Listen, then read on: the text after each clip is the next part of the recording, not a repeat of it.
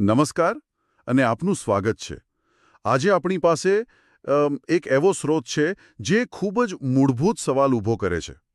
શું આપણું મન આપણા શરીરની જેલમાં કેદ છે કે પછી એ એક એવું શક્તિશાળી વાહન છે જે આપણને આખા બ્રહ્માંડમાં ગમે ત્યાં લઈ જઈ શકે? આજના વિશ્લેષણ માટે જે સ્રોત છે એનું શીર્ષક છે ચેતના અને ઈચ્છાશક્તિની અનંત યાત્રા. આપણે આ દાવાની ઊંડાણમાં ઉતરીશું અને સમજવાનો પ્રયત્ન કરીશું કે આ બધું શું છે. હા, અને આ પ્રશ્ન ખરેખર ખૂબ જ રસપ્રદ છે કારણ કે એ આપણી વાસ્તવિકતાની જે વ્યાખ્યા છે ને એને જ પડકારે છે. આ સ્રોતનો પાયો એક બહુ જૂના વિચાર પર છે. મન અને શરીર એ બંને અલગ અલગ વસ્તુઓ છે. હા, ડ્યુઅલિઝમ. ફિલોસોફીમાં તો આ સદીઓથી ચર્ચાયું છે. બરાબર, પણ અહીં વાત માત્ર આટલી નથી. સ્રોત કહે છે કે આ બંનેને ચલાવનારી એક ત્રીજી, એક ઉચ્ચ શક્તિ છે જેને એ ચેતના શક્તિ કહે છે. તો મતલબ કે આખી વાતનો પાયો એ છે કે આપણું શરીર ભૌતિક છે પણ આપણું મન અને ચેતના એ ભૌતિક નિયમોથી બંધાયેલા નથી. બરાબર. પણ આમાં એવું તો શું નવું છે જે આપણું ધ્યાન ખેંચે? દેકાર્ત જેવા ફિલોસોફરોએ પણ આ જ વાત કરી હતી. અહીં જ આખી વાત બદલાઈ જાય છે. જ્યાં પશ્ચિમી ફિલોસોફી એને એક બૌદ્ધિક સમસ્યા તરીકે જુએ છે, ત્યાં આ સ્ત્રોત એને એક પ્રાયોગિક સત્ય તરીકે રજૂ કરે છે. એ કહે છે કે આ કોઈ થિયરી નથી, પણ એક એવી શક્તિ છે જેનો અનુભવ કરી શકાય છે. અને એનો સૌથી મોટો દાવો તો એ છે કે આ ચેતના શક્તિ દ્વારા આપણું મન શરીરના બંધનો તોડી શકે છે? હા, શરીરના ભૌતિક બંધનો તોડીને ગમે ત્યાં, શાબ્દિક રીતે ગમે ત્યાં મુસાફરી કરી શકે છે. એક મિનિટ. આ વાત પર થોડું વધુ ધ્યાન આપીએ. ગમે ત્યાં મુસાફરી કરી શકે છે. આ કોઈ રૂપક તો નથી ને? મતલબ કલ્પનામાં ફરવાની વાત નથી થઈ રહી? ના, બિલકુલ નહીં. તમારી શંકા સાચી છે, કારણ કે આ દાવો ખરેખર બહુ મોટો છે. સ્ત્રોત મુજબ આ કોઈ રૂપક નથી. એ સ્પષ્ટપણે કહે છે કે શરીર ગુરુત્વાકર્ષણના નિયમોમાં બંધાયેલું છે. એ તો છે જ. પણ મન પર ગુરુત્વાકર્ષણની કોઈ અસર નથી. સ્ત્રોતના શબ્દો છે, ચેતના શક્તિ તેને અનંત કોટી બ્રહ્માંડમાં ફેરવી શકે છે. વાહ!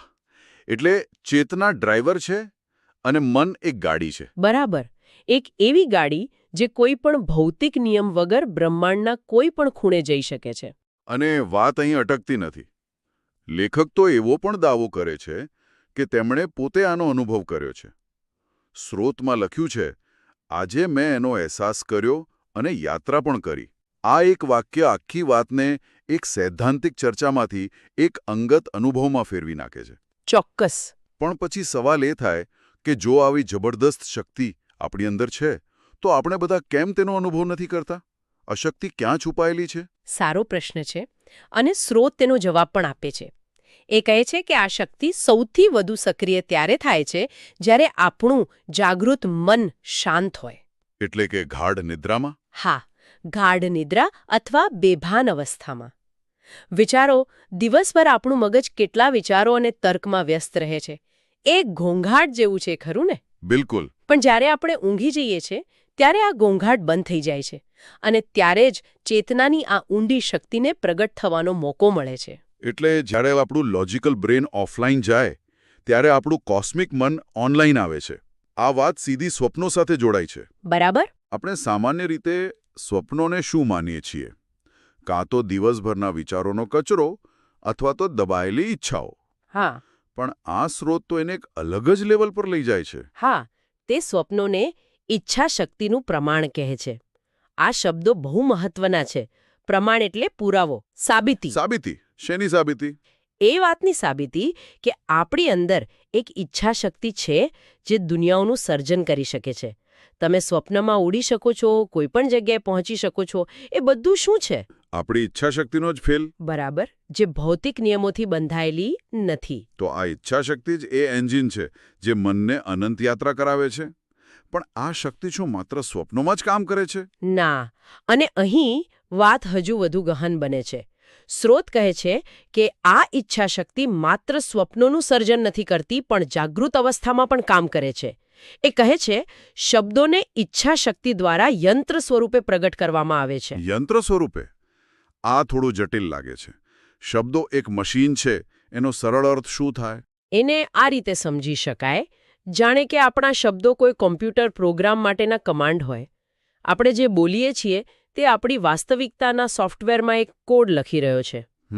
ઓકે, જો તમે વારંવાર કહો હું આ નહીં કરી શકું, તો તમે તમારી વાસ્તવિકતા માટે એવો જ પ્રોગ્રામ લખી રહ્યા છો.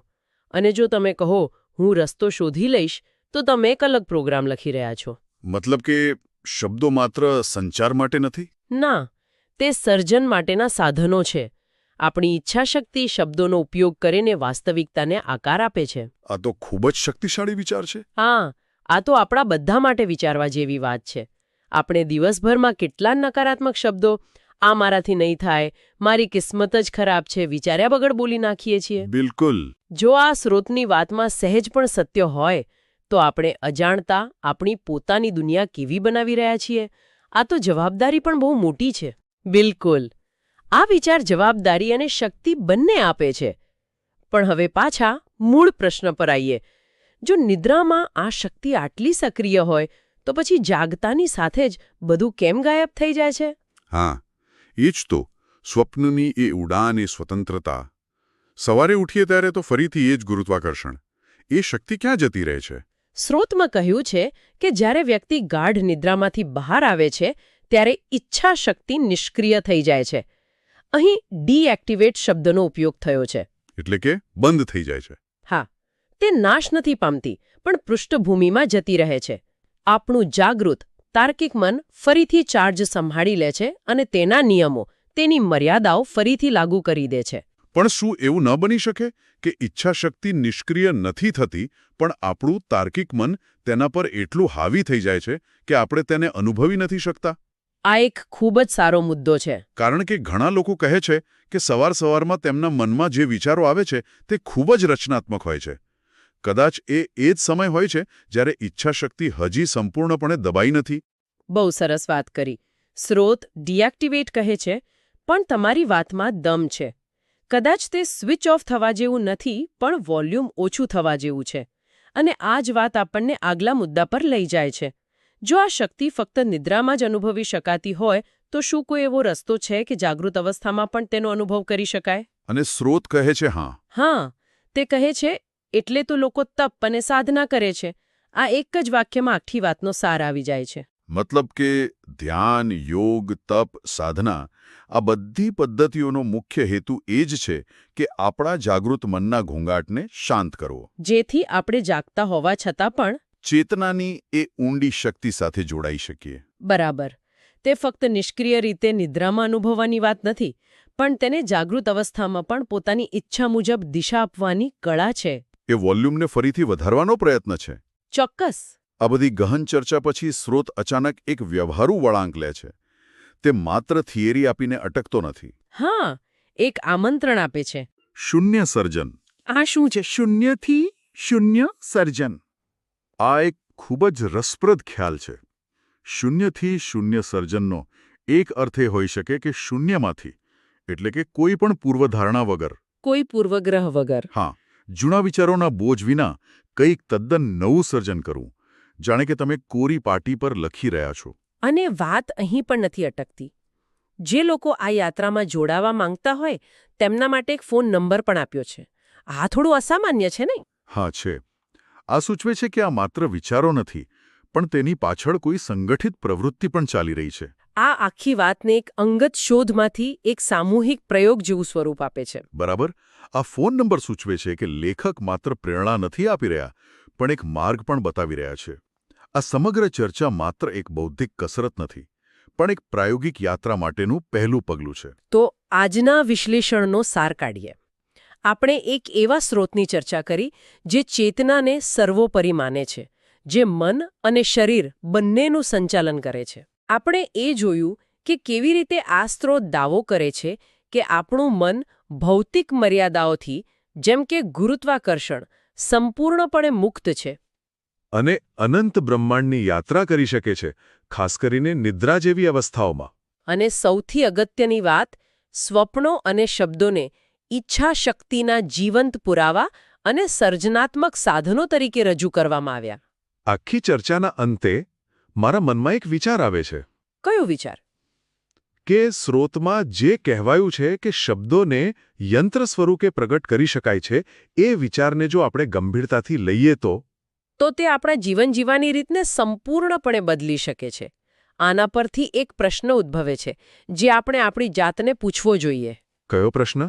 પ્રશ્ન એ છે કે જો આપણા શબ્દો અને વિચારો આપણી વાસ્તવિકતાનું સર્જન કરતા હોય તો આપણે દરરોજ સભાનપણે કે અભાનપણે આપણી જાતને અને બીજાને કઈ વાર્તા કહી રહ્યા છીએ? શું આપણે મર્યાદા અને ડરની વાર્તા કહી રહ્યા છીએ?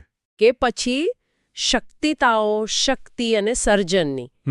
આ સ્રોત આપણને એ વિચારવા પર મજબૂર કરે છે કે આપણે માત્ર આપણી જિંદગીના પાત્રો નથી પણ કદાચ તેના લેખકો પણ છીએ. અને આ લેખનનું સૌથી શક્તિશાળી સાધન આપણા શબ્દો છે. બરાબર.